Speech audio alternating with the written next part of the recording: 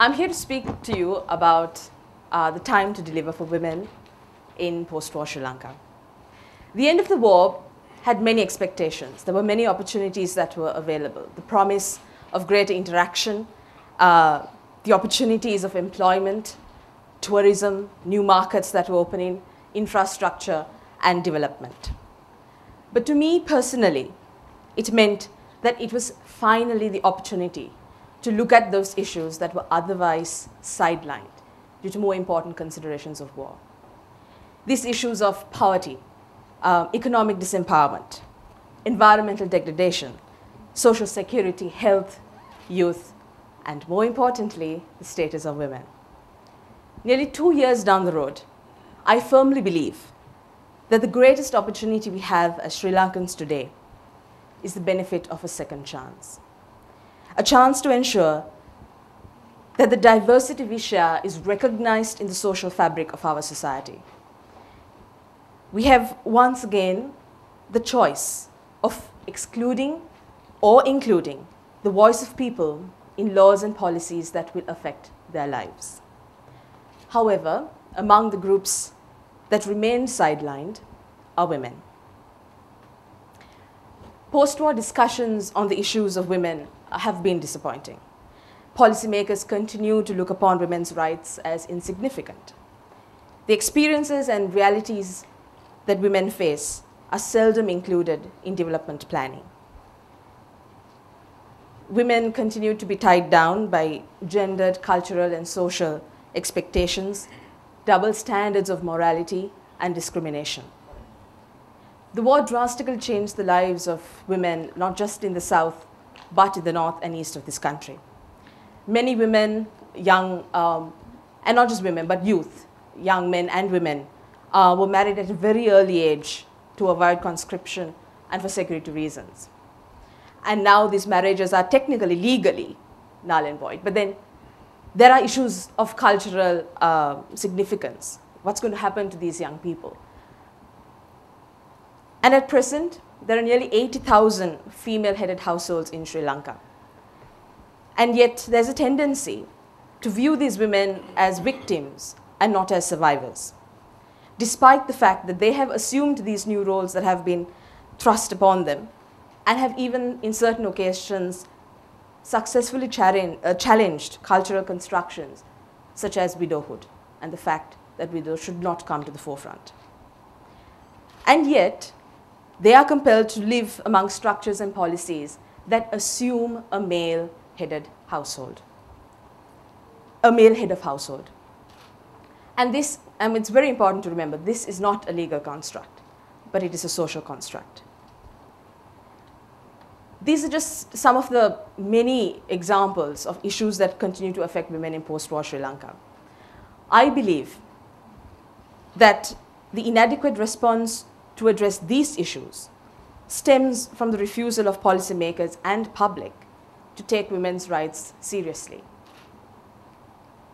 As someone who's working on women's rights, even though this is not the only issue that I'm passionate about, I have been very disturbed by the anti-women's rights sentiments out there.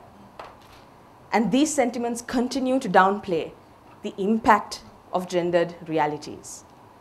I can give you 2 examples of issues that happen every day.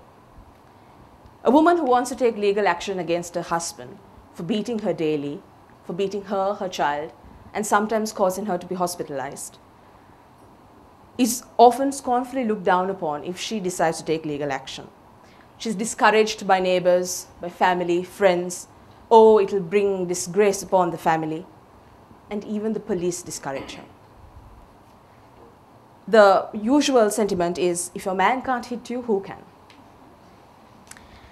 And I can't help but ask, if a husband chooses to leave his wife, will he be met with the same social censure?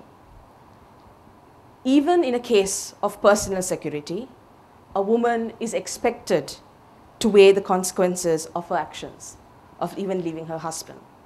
And sadly, this is culturally accepted and condoned in Sri Lanka. Because there's even a folk saying that says, there are 3 things you can hit: the dog, the drum, and the woman. But of course, what is even more scary is that you will not believe, but there are sayings that are similar to this all over the world. So actually, we all come from the same place, same thinking. But in Sri Lanka, nearly 40 to 60% of women will experience domestic violence in their lifetime. And despite this staggering number, little is done to address this issue as a public concern. And the war has also left its impact on the issues of domestic violence. The brutality of recent cases that have been reported have been attributed to the internalization of violence as a result of the protracted conflict. And measures have to be taken to address this issue. Even in terms of women's freedom of movement, the issue of sexual harassment of women and girls in public transportation sadly remains unaddressed. I will never forget an incident when we were in school, when some of my friends who were going in the bus with their brother was attacked. This man was harassing my friend. The brother tried to politely tell this person, you know, please don't harass my sister. And the attacker responded by lashing out at him. And mind you, these were school children. They were in school uniform. The attacker attacked them, the boy, and he nearly fell off the bus. He was bleeding from his nose. He was hammered thoroughly. They were scared, so they got off before their halt because they didn't want this person to follow them home. They went to a nearby friend's house. But nobody in the bus did anything. And what has really changed nearly a decade later? Nothing. Women continue to be subject to harassment, and those who speak out are humiliated. The perpetrator often responds by questioning her virtue, by calling her, throwing a few filthy words, and her virtue is immediately questioned. It is easy to shame a woman for daring to protest, because that is how strong her consciousness of her virtue is to her. And many older women will caution against speaking out for exactly this reason. This has happened to me. Many women have told me, oh, don't say anything, just sit down, because otherwise he's going to scold you. And very recently, I heard a young man who was harassing a woman, and she protested. And he said, and he was telling this to a friend of his, very casually, and that guy saw exactly what happened. And very casually, he said, now they don't even allow you to have fun anymore. Is he justified in viewing women as objects? Does this reflect our sentiment regarding the dignity of women? How can we talk about women's inclusion in post-war Sri Lanka, in development, when we haven't recognized the contribution she has to make, the fact that she's entitled to make that contribution? The question then is, how does one ensure that women have a say in the laws and policies that affect their lives? Are opportunities that are available, such as tourism and employment, are based on perceived or actual aspirations of women? Firstly, one way to ensure that women's voices are heard is that the solution to any problem begins with recognition of the problem and its consequences. It is therefore important, especially, that young men and women understand the different realities that they face. Both have the same opportunity of education. But if a poor family is given the choice of educating only one child, and they have a boy and a girl, which one would they pick, and why? What are the circumstances that lead them to make that decision? And how is it that with the opportunities of employment and development, women continue to brave dangerous circumstances and seek employment as housemaids abroad? We all know the harrowing story of the housemaid who returned with 24 nails in her body. Is this the decision that she made out of her own free will to go abroad, or was she compelled to do so? Sri Lanka earns nearly 157 billion rupees in foreign remittance, the highest in the world in terms of foreign exchange earned by women. But when our women decide to go abroad, what are the laws and social security networks in place to ensure her safety? Who looks after her interests? Another option is to ensure increased political representation and or inclusion of women in decision-making processes. Women are not one category. Women face numerous realities depending on their class, ethnicity, religion, geographic location.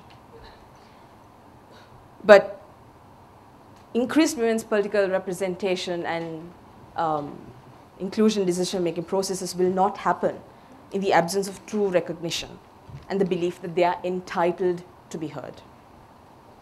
While the mere presence of women in parliament in itself does not guarantee that women's rights will be resolved, their perspective is essential. And it is to be expected that women, in all likelihood, will take up issues that affect their communities. One example of how important it is to include women in development processes was in one example where there was a division in the village as to where they should have the village well. The men wanted it near the playground because when they play cricket, it's easy for them to come there for water, etc. The women vehemently disagreed and they said no. But then when the developers actually asked them, okay, so why do you want this well in a particular location? They were saying for security reasons, because we go there, we have to bathe. We are the ones who actually draw water for the family. And the location that the men preferred were actually further away, so they would have to walk a longer distance just to get there. Men and women experience participation in development differently and are affected differently. With the hope of development will definitely follow the certainty of exploitation. Women and youth are the most vulnerable to exploitation, especially in a country eager to make up for lost years, neglected years of development. Low participation in development planning means that issues of concern to women are neglected in the design and implementation of many development policies and programs. And unfortunately, in Sri Lanka, development processes and planning takes a top-down approach and does not reflect the interests of marginalized groups, not just of women, but of youth, of disabled, of the elderly.